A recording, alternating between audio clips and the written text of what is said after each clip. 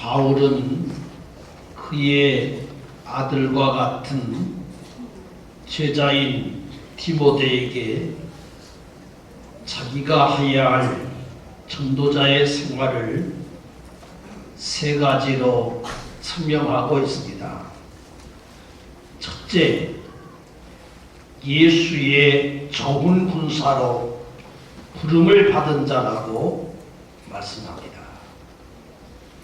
영적인 전쟁에서, 신앙적인 싸움에서 이겨서 승리자가 되기를 당부하는 말씀입니다.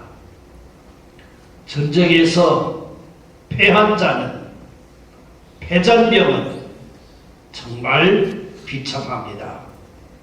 영적인 전쟁에서도 이겨야 합니다.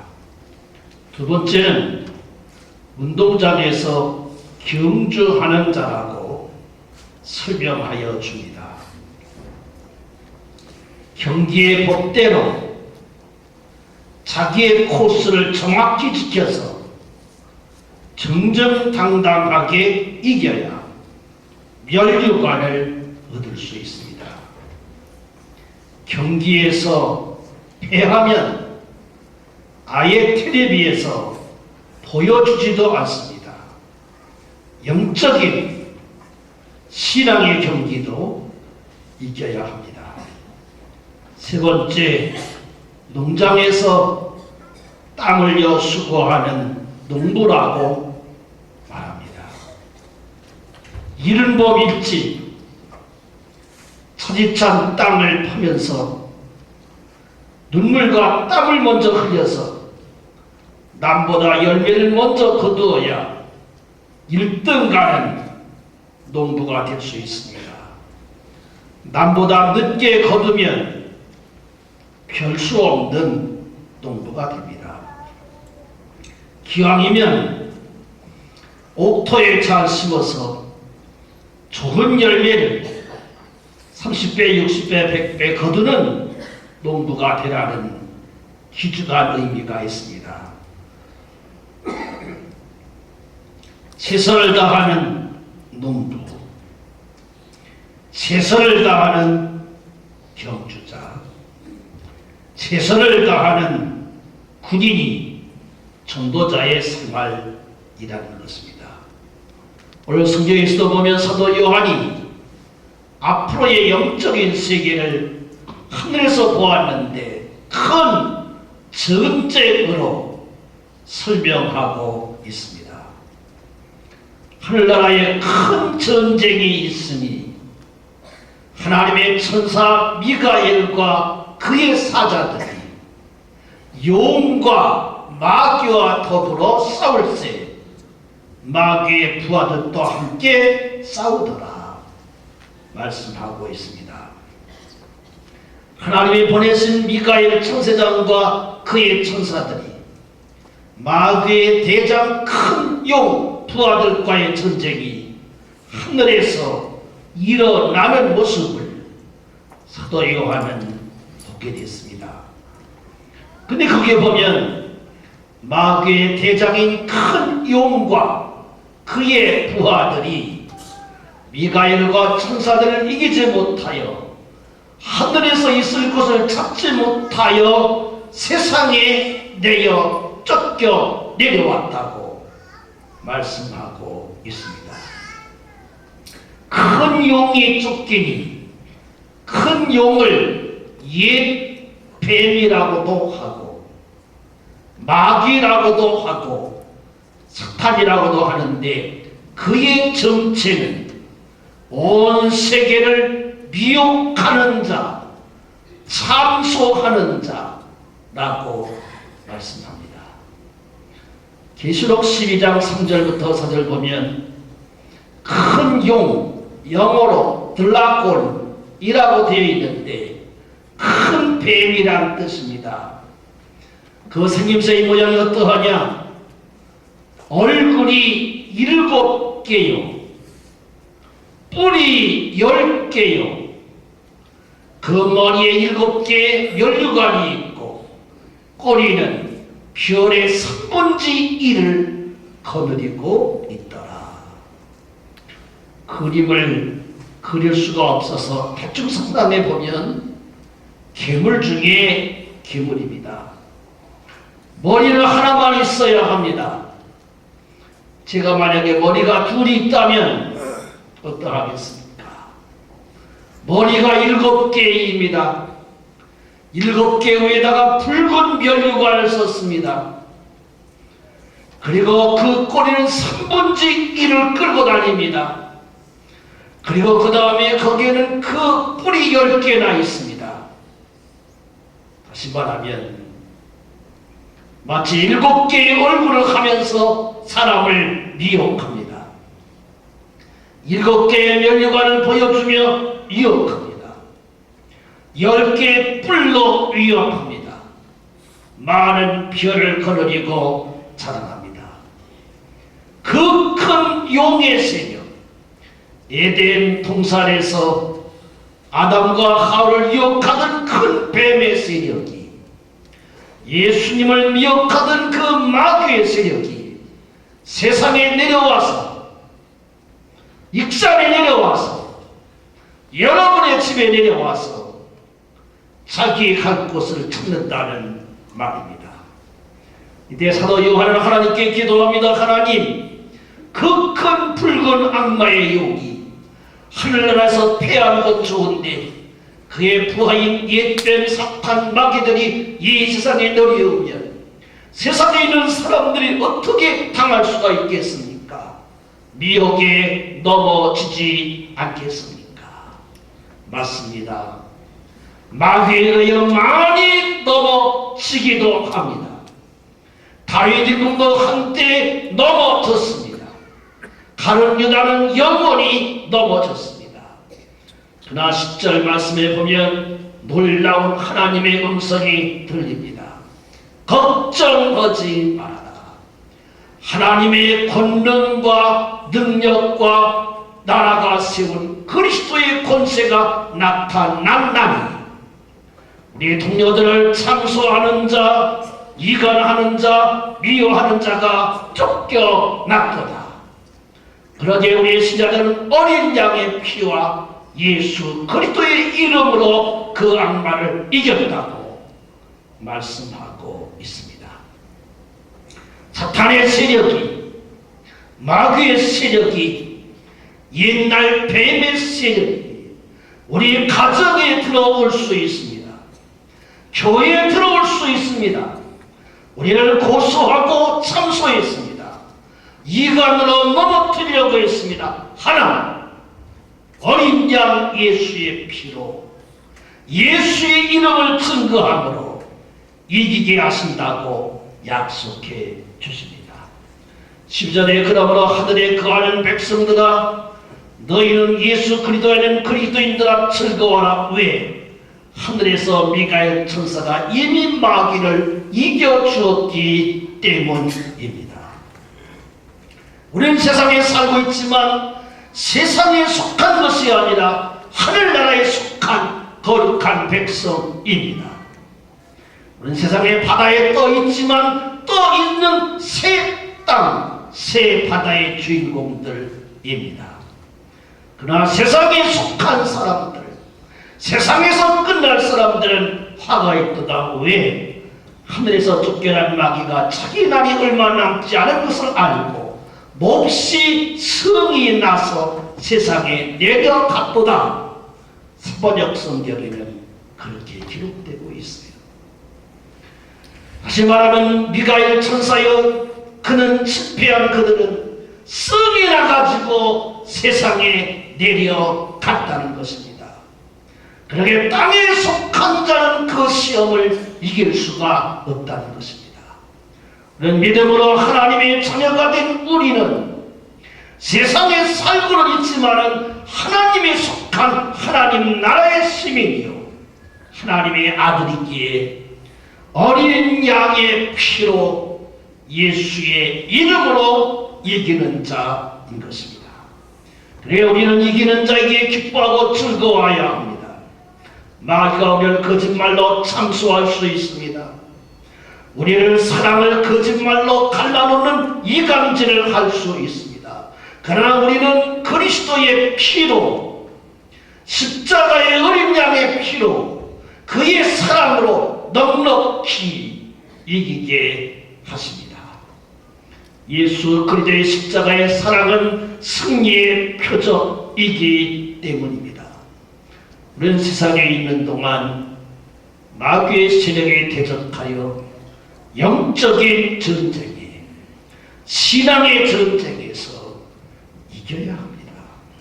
영적인 전쟁에 마귀에게 패하면 우리는 영원한 실패자가 될 수도 있기 때문입니다. 마귀의 상징을 옛뱀, 영어는 드라곤이라고 되어 있습니다. 드라곤이라는 말을 찾아보니까 큰 뱀이라는 뜻입니다.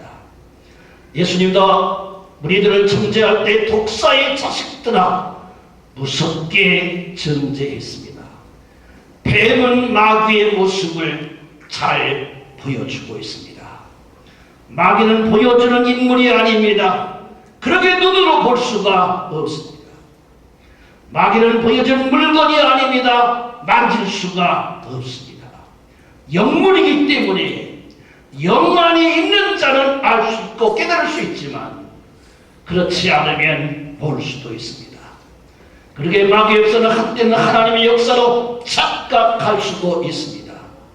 옛뱀, 뱀이라고 하면 뱀의 특징을 보면 마귀의 특징도 어느 정도 잘 알 수 있습니다. 첫째로 뱀의 특징은 먹이를 잡아먹을 때 금방 잡아먹지 아니합니다.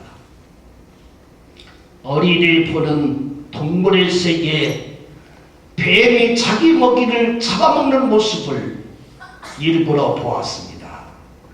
근데 금방 잡아먹지 아니합니다. 일단 먹이를 잡아놓으면 정신을 못 차리도록 혼을 쏙 빼버립니다. 고양이도 쥐를 잡으면 금방 삼키지 않습니다. 가지고 놉니다. 오랫동안 장난합니다. 쥐의 혼을 싹 빼놓에 잡아먹습니다. 뱀도 마찬가지입니다. 먹이 하나를 발견하면 돌돌 감기도 합니다.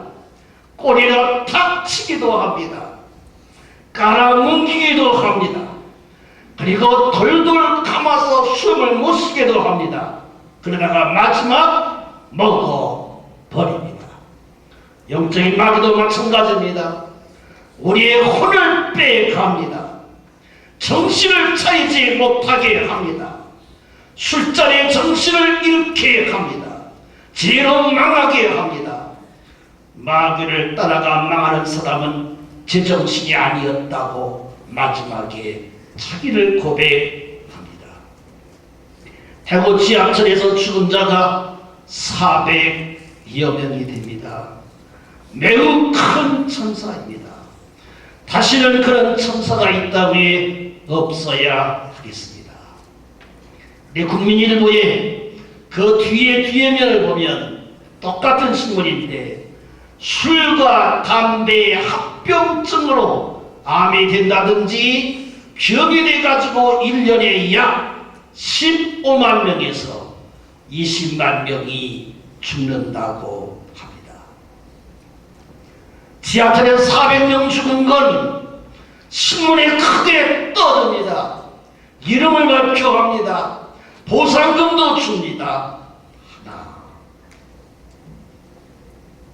술에 의하여 죽은 자는 설명이 없습니다. 독사에 물려 죽은 자가 몇 명이나 되겠습니까? 꽃뱀 같은 여자에 홀려서 더 많이 죽은 것입니다. 홍수의 물에 빠져 죽은 자가 몇 명이나 되겠습니까? 술잔에 빠져 죽고 망한 자는 더 많은 것입니다. 이름 없이 소리 없이 술과 악마에 취하여 병들어 죽어가는 것은 심각하지 않습니다. 신문에 발표되지도 않습니다. 조용히 죽이는 것입니다.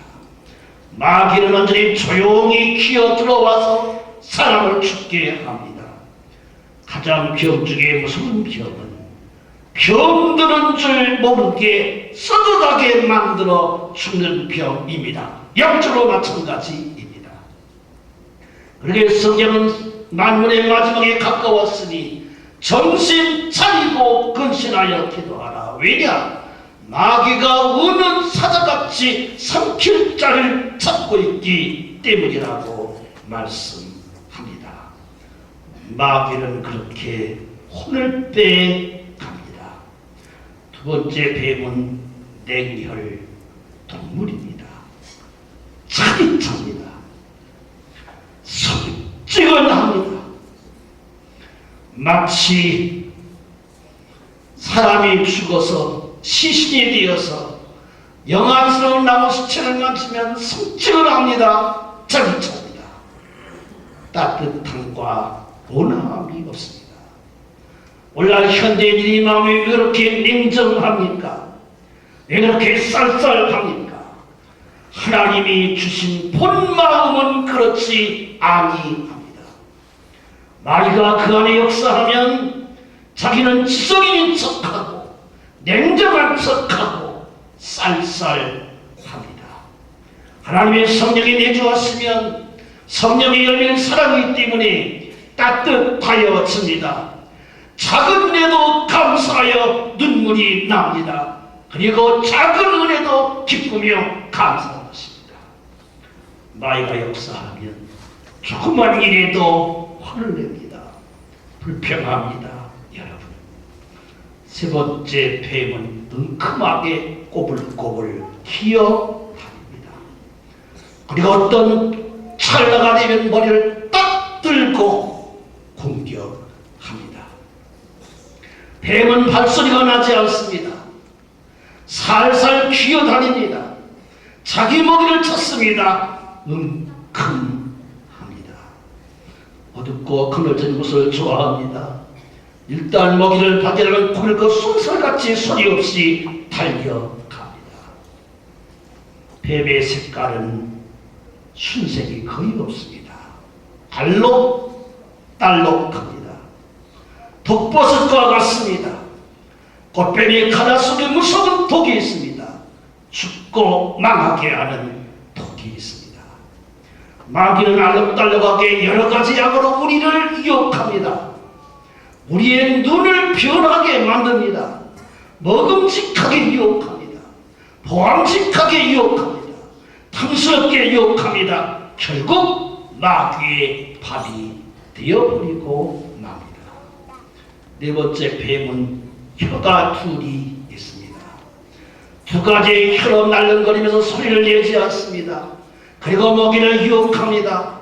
그리고 수근거리게 합니다. 거짓말하게 합니다. 싸우게 합니다. 이간질합니다. 참소합니다. 뱀은 가축과도 같이 처음에는 그럴듯하게 가정에 들어옵니다. 그러나 역사하게 되면 의심하게 합니다. 싸우게 합니다. 미워하게 합니다. 환난을 줍니다. 우울하게 만들어줍니다. 실망을 줍니다. 죽이게 합니다. 자기도 죽게 합니다. 영적으로 어두우면 마귀의 역사를 마귀의 역사로 알지 않습니다. 마귀인 줄 알면 누가 그걸 못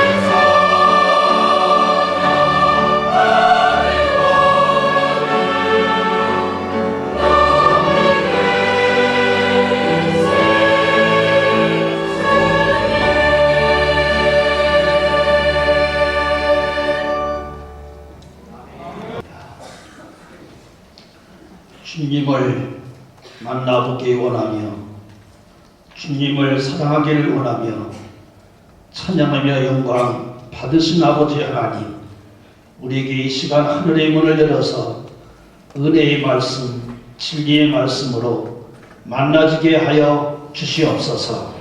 할렐루야 승가대 그들의 이름처럼 할렐루야로 영광된 삶이 세상에서도 열려지게 하여 주옵소서. 이 시간 말씀 전할 때 성령께서 다윗의 하나님, 우리의 기도, 다윗의 그 신앙, 우리의 신앙이 함께 만나지게 하여 주시옵기를 예수님의 이름으로 기도하옵나이다.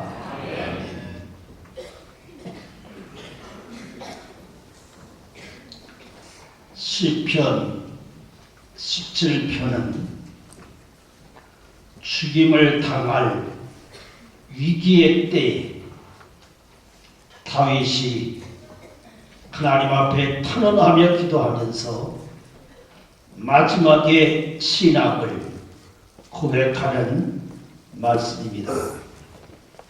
다윗은 하나의 목동이 왕이 되었기에 행운아 중에 행운하지만은 성경에 나타난 구체적인 사건만 보고도 7번 이상 틀림없이 죽을 수밖에 없는 위기를 당했습니다.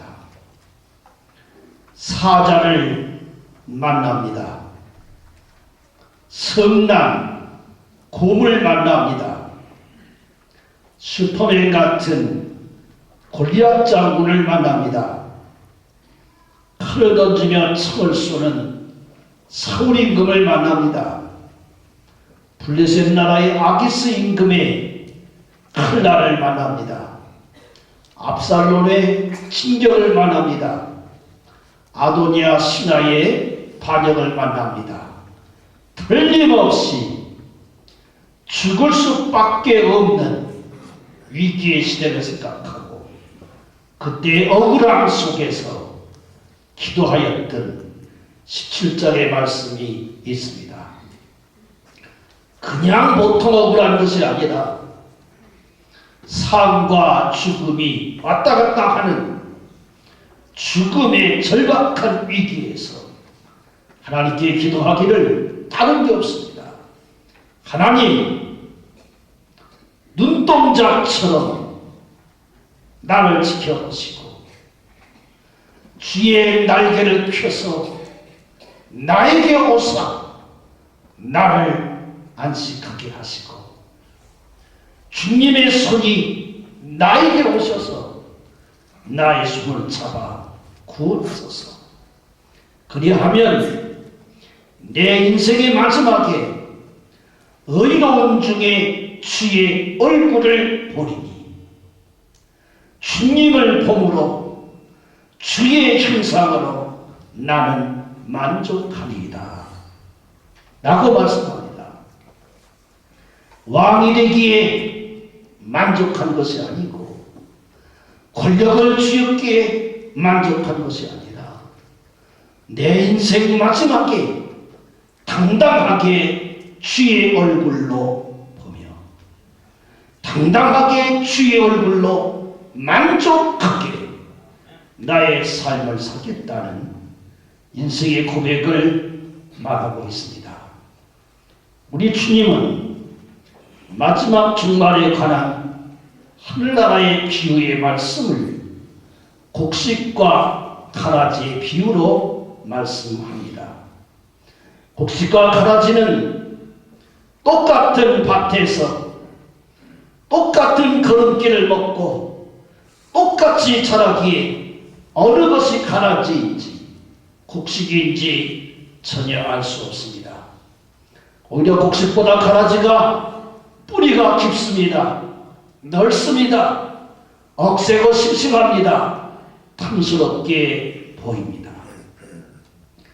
통찰력이 없는 평범한 농부는 곡식과 가라지를 어릴 때는 잘 구별하지 못합니다.